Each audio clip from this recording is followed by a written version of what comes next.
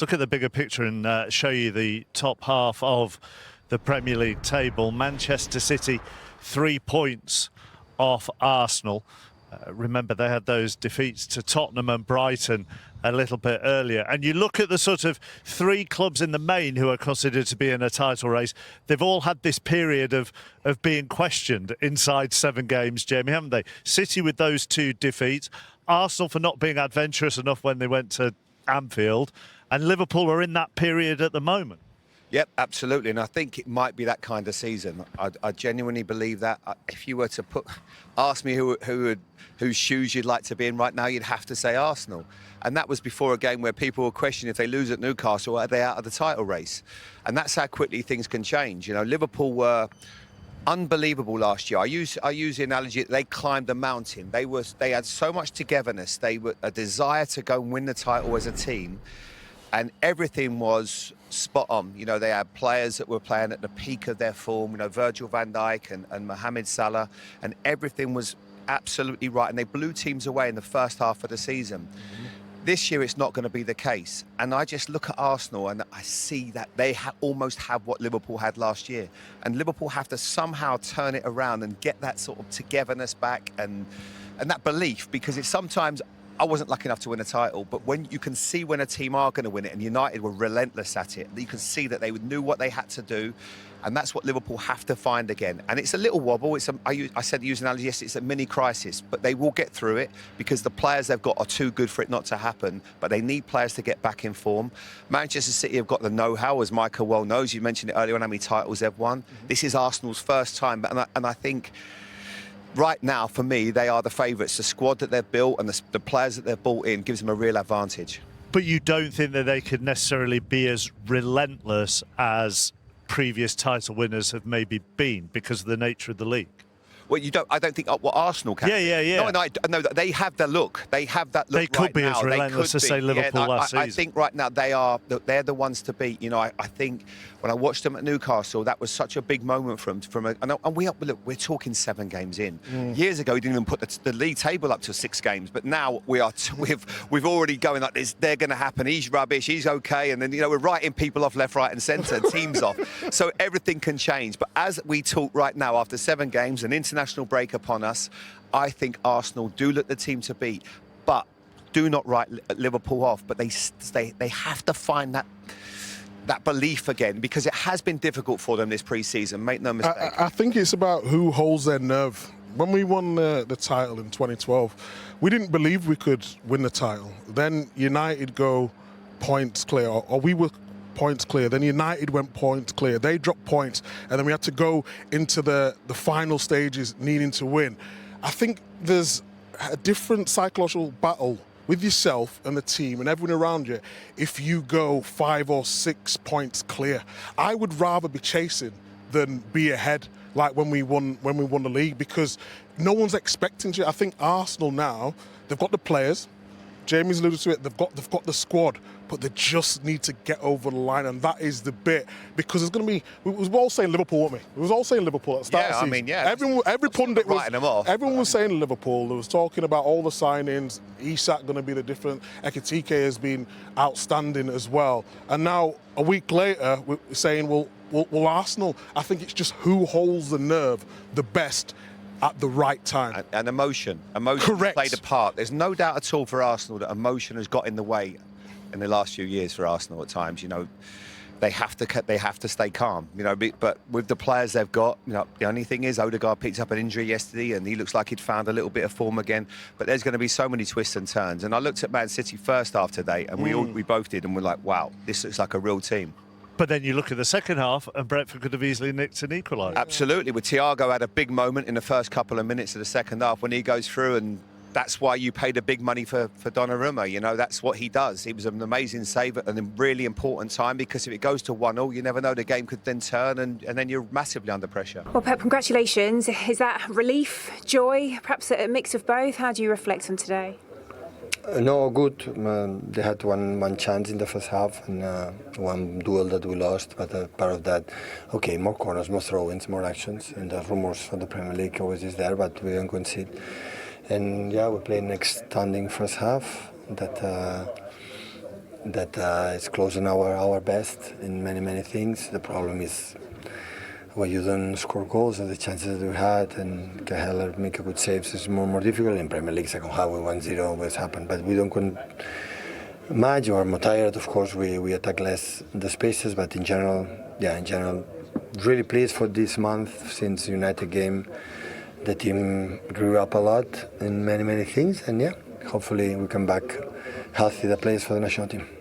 This is it. I mean, there were huge positives in that first half. When you've got 75% of the ball, though, at the break, and it's only translating to 4 shots on target, why do you think that is? Because there are 10 players behind the ball, right? So there are another way, it's a piece, another way that you defend deep and run in transitions, say 40 meters. So we could concede more, but it was so clear the chances, and the other ones were blocked in the last shoot, but we were there. So, but the process was really good, and from here I always try to build. Always, from my experience, when we won, it's because we play good, not because a lot or not or less chances. So, and the game was there. I suppose as the game grows on, you mentioned there are 10 players behind the ball. How much of a mental challenge does it then become for the players? But from my experience already here, when 1-0 second half, away games, or even at home, always it's tight, everything can happen. They put the ball there, they are told, but we defend really good the throw-ins and everything. So last season here we could not win. We happened this season. We saw you embracing Erling Haaland at the end there. I think that's 18 goals now in 11 games, all competitions, club and country. What were you saying to him? Keep going. He was tired, but keep going. Have been so important for us this season, I would say. We need more goals than the other ones, but the chances was there. So the winger have to score more goals. The winger have to create in situations 1 against 1 or 1 against 2. They have to finish more, but step by step we do it. As much as we are solid with the team in our game, we'll be fine. Perhaps the only real negative on today is Rodri. Could you first confirm exactly what it is he's done? I was right, no? When you asked me in the beginning of the game why I don't play 90 minutes all the time, the journalists always ask me why substitution against one. So hopefully, if his injury felt something, hopefully it will not be huge. Just before you go, 250 Premier League wins. That's the milestone that you've reached today. You're the 4th manager to do it, and you're the fastest as well, beating the likes of Sir Alex Ferguson, David Moyes, Arsene Wenger. You've so many accolades. What does that mean to you? I will invite them, all of them, to dinner. I think it's an honor to sit in a table with them, so it's not bad. So it's 10 seasons, right? So it's many games, and of course 250 victories is a lot. I don't know how many games, but it is faster for one reason. It's because we won a lot, right? So we won a lot, and that's why you made a point. It's nice to. I didn't know it. It's nice, and I will call Sir Alex and Arsene to go one day. I will invite Sky to be present there. Okay? Oh, please do. Yeah. Thanks, Brett. So, Thank you. So we're all going for dinner. I fancied it, did you? Yeah, absolutely. There's just confirmation of how quickly he has reached 250 Premier League wins in 349 games. So what's that? 55 quicker than Sir Alex Ferguson, Arsene Wenger and David Moyes, the other 3 on that list. And the speed of that does reflect, Micah, their dominance over many seasons under him. Yeah, well, he's one of the greatest ever to do it. I think when we've talked about Guardiola, it's not just the wins, it's how they've won, how he's changed the football, the tick-a-tacker. A lot of people said it wouldn't work when he first come. Obviously, that first season when he come, it was a little bit of disappointment by his standards. But ever since then, they've just took the game to new heights. He's had to bring in players, he's had to suffer injuries, but the standards always remain the same. They dropped off a little bit last season, but for a team to win the Premier League 4 years in a row, it's just sensational stuff. And constant discussion about how his City teams have evolved over different eras and how he has changed things and adapted things. And this does feel like a different version of Manchester City again, doesn't it? Yeah, it does, and I think that's a lot to do with the introduction of the players. I think there's been a lot of talk over this last few months about players adjusting to the Premier League and how difficult it can be. But then I've watched Reinders since he arrived at the Premier League and first game against Wolves, and I was taken aback of how good he looks, how comfortable he looks. And he gives them a completely different dimension. And I'm not comparing him to Kevin De Bruyne, because he's always been my favourite and always will be because of what he did. But he's a different type of player. Like the way he covers ground, the way he runs with the ball, he's so graceful. He doesn't maybe spot those eye-catching passes that Kevin did, but there are certain things that he does that are just amazing, you know. And this league catches you by surprise. It's tough, it's physical, and he seems to always find time on the ball. He has been a really good addition to the club, and sometimes they've spent vast amounts of money to get the superstars, and you thought, well, only they can get him because of the money. He was one that probably lots of other clubs would have looked at, maybe not quite sure, played at AC Milan and obviously had a good career, but he looks like a really good bit of recruitment. I've been very impressed. So how high do you think you can go? We're talking... Yeah, I mean, just keep doing what he's doing. I mean, in terms of how far he can go, he can be the catalyst in that midfield, you know, and take Manchester City back to challenging to winning titles quicker than probably what we thought, because it's going to take a little bit of time because of the players they've lost. But yeah, and especially when you lose Rodri at the moment, and he's going to be in and out, as Pep's rightly said, when you come back from an injury, it's never easy, and he's struggling with other parts of his body, and he has to adjust to that.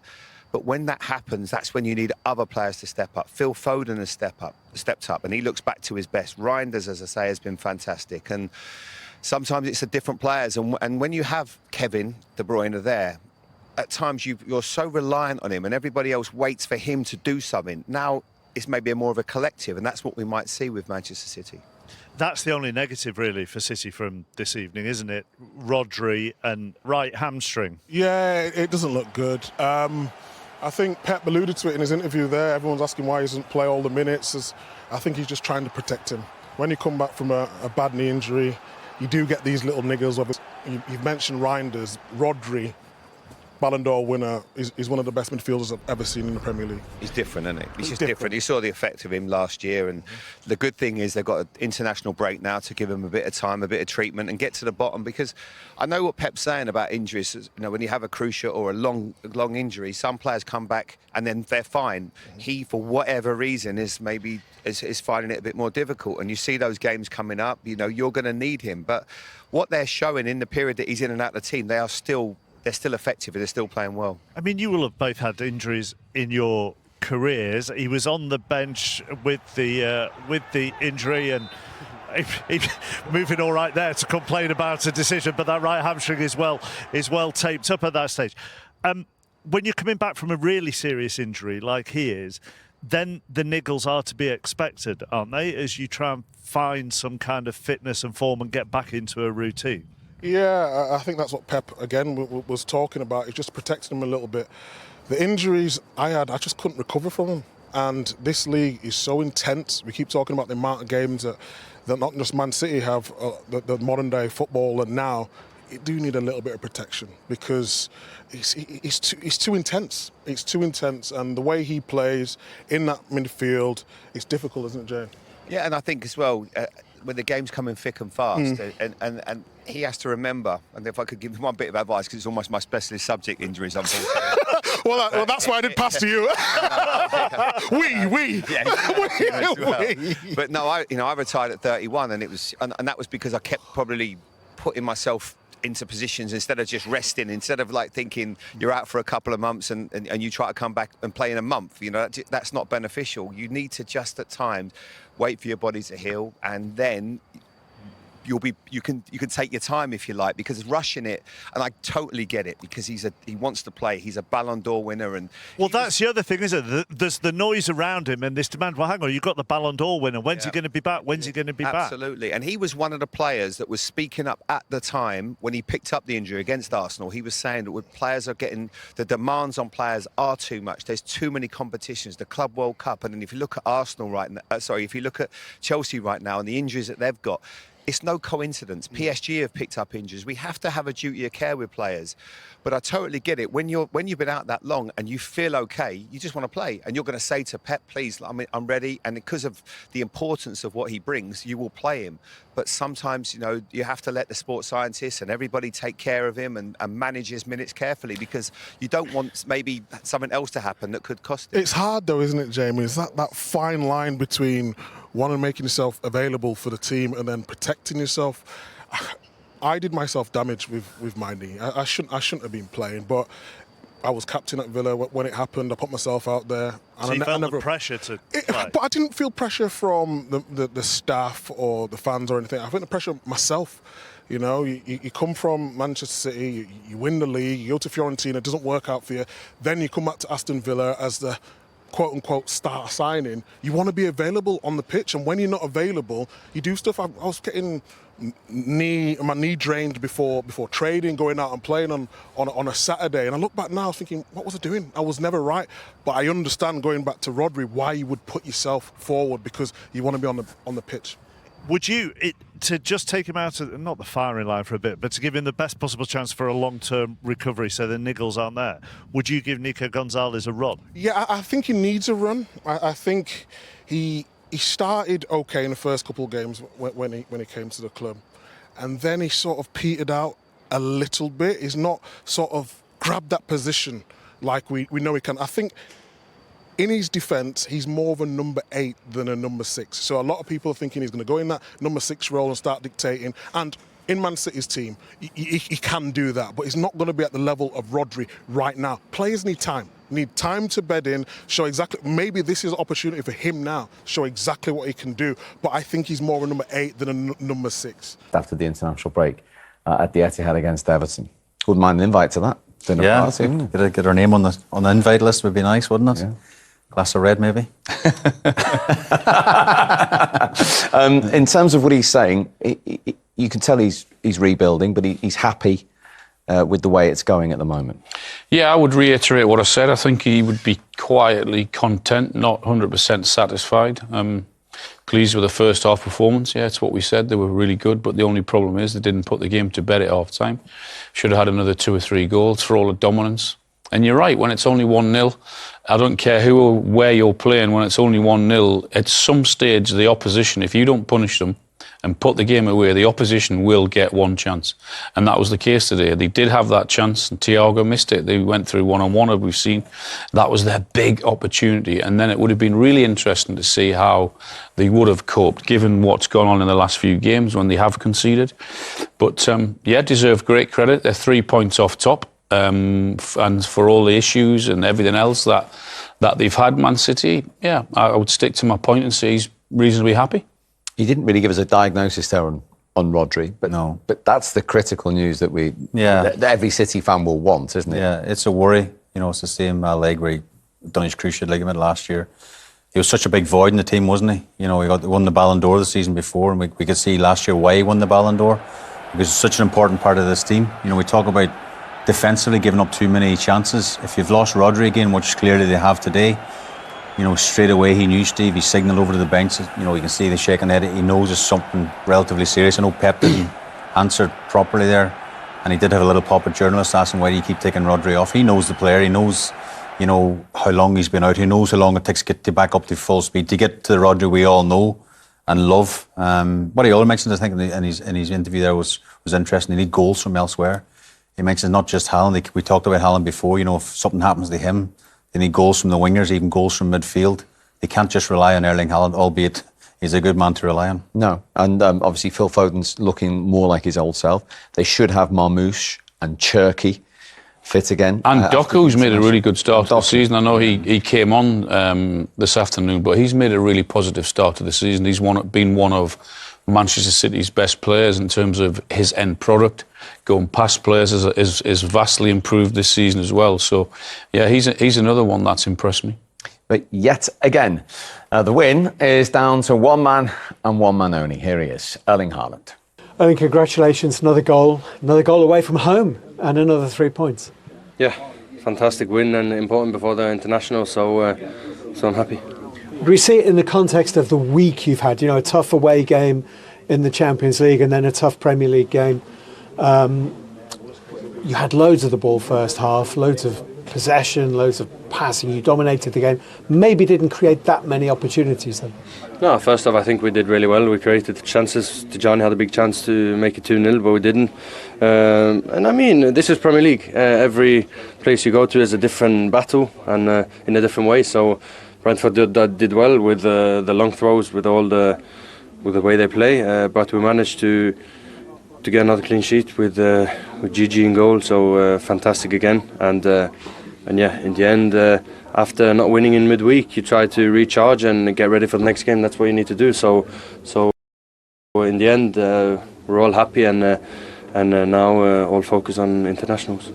Just that one big chance that they had when Igor Thiago is away. As a centre forward, when you have someone like Donnarumma, you're one-on-one with Donnarumma. Is it a little bit different from being one-on-one with somebody else? Yeah, it's definitely, and he's so big, and he's the best keeper in the world. He just got the trophy at the Ballon d'Or, so knowing that you're against the biggest keeper in the world is of course motivation, but it's also a more difficult task.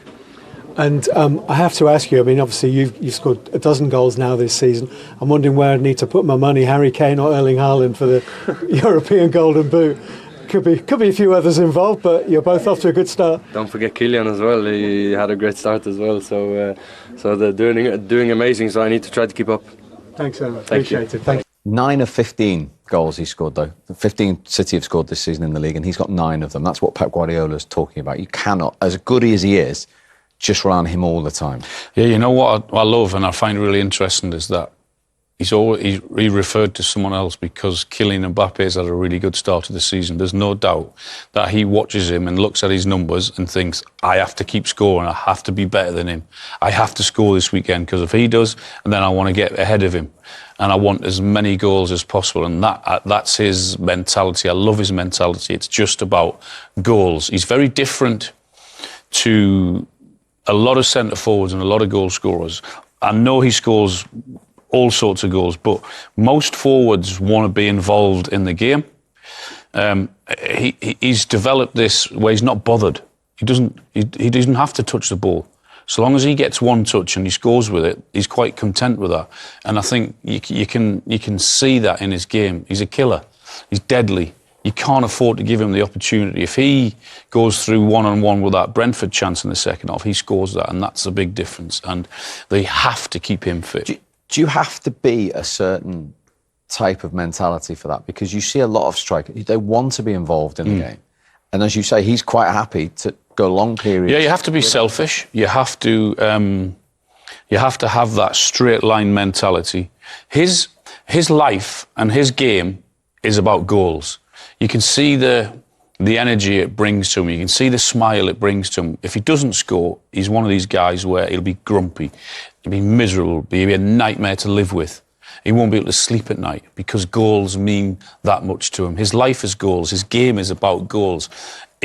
He can park all the other stuff. He can park bringing people into the game. He can park flicking on. He doesn't have to be involved at all.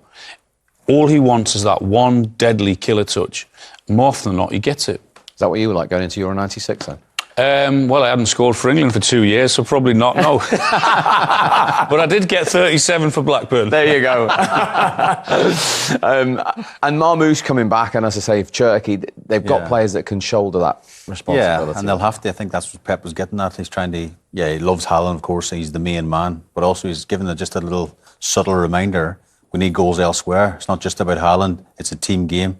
And what I would say, and probably Haaland doesn't get a mention as well, is his defensive side of things as well. We see him come back today for the long throw, head balls clear. We see him challenging for the deep free kicks. Winning a free kick and start laughing. He's on the ground, his teammates picking him up. Because he said it's a battle. Every away game in the Premier League, it's a battle. And I think he enjoys that side. He was angry the other night when they gave away the lead in Monaco. He done an interview after the game. You could tell he was really angry. And I think Haaland stepped up now as a leader in the dressing room. He signed this long contract. He's not just a brilliant goal scorer. I think he's a team player all of a sudden. I think he's taking that extra responsibility on his shoulders, and that's quite refreshing to see as well. And they need that, don't they? Because they've lost some big leaders in the summer. No, absolutely, yeah. And I go back to my point, what I said earlier. Whilst he's fit, whilst he's in this form, then I wouldn't worry too much about Manchester City. They might concede a few at the other end, but when you've got him in this form and this confidence, you're always going to have a chance. I mean, he's one of, if not the best goal scorer in the world. He's phenomenal. He really is. He's got almost everything. We've seen a great part of his game today where someone thinks they can go head to head with him and be as physical as him. You can't. He's 6 foot. He's a giant. 6 foot, what is he, 6'4", 6'5", and he's as quick as they come once he gets into his stride. He's so clever, he knows where the ball's going to be, his finishing is magnificent, and he's as strong as an ox. Doesn't get much better than that. He's the perfect striker. If you were building an AI striker, he'd be the man. Quick, good in the air, strong. Bit like the man next to me, I'd say. He always finishes with a nice. He's a nice teammate, you see. Jamie asked him the question, I think it was you asked him the question. He just expects to score all the time. I think when he brought to the club, remember listening to an interview with him and he was saying, it's his job. He believes he's world class. This is what he's here to do. He's been frustrated at times in probably last season, even though his goal record was still tremendous. He's just absolute specimen.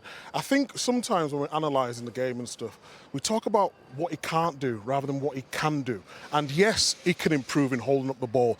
But if you look at his movement in the box, it's just amazing. It's some of the best movement I've ever seen. People talk about, yes, his goal today was physical strength, running through, but his IQ, knowing when to go, when to hold his run and when to just pull out to the back post and get all these goals, it's just tremendous to see. Yeah, I'll tell you what else you've learnt today, Mark, and every Premier League defender should be thinking this. Don't try to fight him. Don't kick him, cuddle him. Because as soon as you get into this kind of try to intimidate him, try to threaten him, try to get in front of him, you've turned him on. That's exactly what he wanted. And when they were asked the question, he said, first 10 minutes, I felt a bit tired. And then he started doing this to me, and I was like, okay, bring it on. I'll have some of you. And that's exactly what happened. So in the future, there's some, I always used to think, I played with Emil Heskey. Emil was like that. When someone got Emil angry, that's the sort of thing he could do. But if you were nice to him and let him have it, how you doing, Emil? Nice to see you. He wasn't so interested in it. And I think that's a little bit the same with Haaland today. They started this war and he certainly finished it. But then that begs the question for any central defenders or defenders in general who are watching this. What do you do with him? Don't fight him. Don't fight but him. Don't get the involved. instinct must be, if you've got a 6'3" centre forward who's a goal scoring machine, that you want to have a battle with him. So what do? You retreat as soon as possible. As soon as the ball comes up, as soon as Guardiola's got the ball and he looks up, you drop off, because once you get into a physical battle with him, it's impossible. You know, you've got pace and strength, and he's got a conviction to finish it off as well. Just give yourself another yard. But then what happens if you give him the space, though? Yeah, but the space will be in front of him. If you give yourself 5 yards and the space is in front of him, we've talked about Haaland for a long time now about him holding up the ball. That is not his strongest part of the game. So I would be saying in that position, just let him have the ball as soon as he gets his touch, and then I'm engaging. That is a different. Vandenberg there tried to fight him, tried to go too soon, and before you know it, he's in a fight with him, and you're never catching him. It's also a great insight to what goes on in an elite athlete's mind, because he said, I've never been happier off the pitch. And I think he looks like that, because sometimes when we've interviewed him, and we all stand, and sometimes he can be a bit surly, he can score a couple of goals, he perhaps doesn't give you the interview that you'd like. That's the happiest I've ever seen him. We were lucky, we stood with him, because everyone else sees the analysis, but his face lit up when we were talking about that goal. And that gives you a little insight into where he is in his mindset and how comfortable he is in his own skin. And that's why probably he's in, I feel, you know, last year he started the season really well as well, but it just feels like his all-round game. And I think that, you asked him the question, with Man City at times been a bit more direct, that ball down the side as well. I think that's one of the most underrated balls in football. That's what he wants. He doesn't want the ball always into his feet. He wants to run the other way, because when he gets the other side of you, no defenders can deal with him. He seems relaxed on the pitch as well, doesn't he? With his facial expressions as well, and a sort of, this is just what I do. Whereas, as Jamie says, there were times last season where he was still scoring goals, but cut more of a frustrated figure. I think it was a little bit different today, because Brentford, there wasn't in a real low block. There was sort of mid-block wanting to drop off into that. So that allowed Haaland space. Yes, he scored a lot of goals, but we've said many times on this show, he's only had 4 and 5 touches in the first half. So that can be frustrating. I think now, whether he's scoring goals in the box, whether he's getting these opportunities, it just looks like he's happy. And I think that's the most important.